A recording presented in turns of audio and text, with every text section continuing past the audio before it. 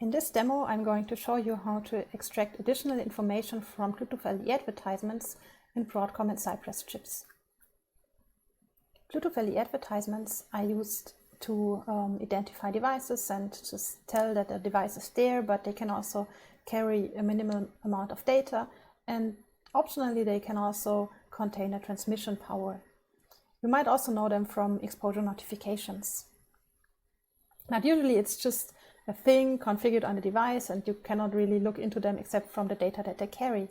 But there is an additional part, so there is a Bluetooth chip, and within the Bluetooth chip you would have additional information, for example the channel over which it is sent, which resembles the frequency, and also other information on the physical layer, which means we could get even more out of those advertisements if we knew how the chip handles them. And if you look into Apple's Packet Logger, which is a debugging tool on macOS, you can actually see that there is a channel information in it, which is from the physical layer, but it's not specified by the Bluetooth specification. So it somehow needs to get in this thing, but it's just decoded as 37, so something is still broken with it. And now the question is, how can we access this information on Cypress and Broadcom chips? For this, we need to take a look into IDA and into the Packet Logger, which you can see here. And actually there's a function that prints the channel and the antenna that looks pretty good. And it's referred by some strings, and here you can see it. And it's called LE advertising, so we are in the advertisements, and event type string. So this is a bit strange because an event type is just specified as very simple values if you look into the specification. So the event type, as you can see here, is just a value between 0 and 4. So nothing too special with it. But if we go back to IDA, we can see that from the left-hand side of the event type byte, they take something that they use for the channel information.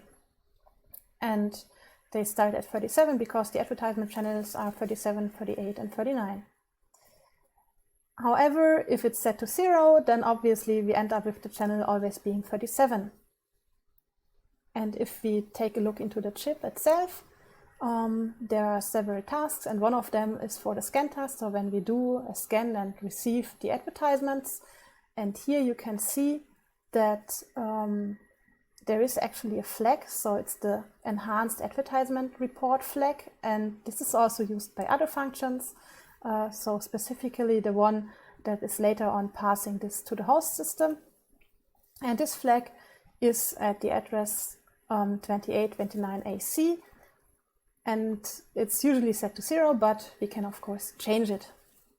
So let's look into Wireshark and do some capturing on our Bluetooth device. So if you just do an LE scan without any changes, we would get something like this. So we have several events and they have different types.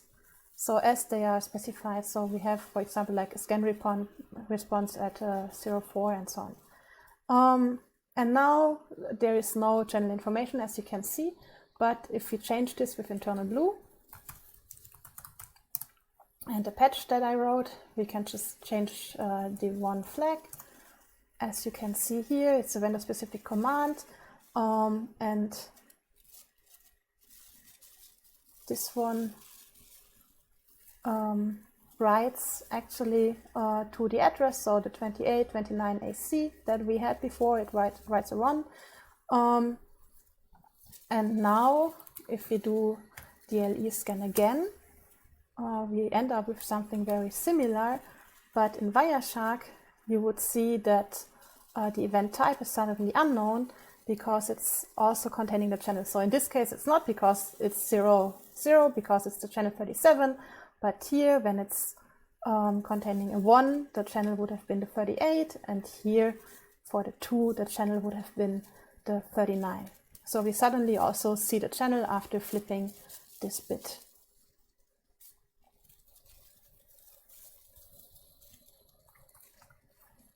And if you have more questions, you can of course ask in the Q&A session or also ask me on Twitter.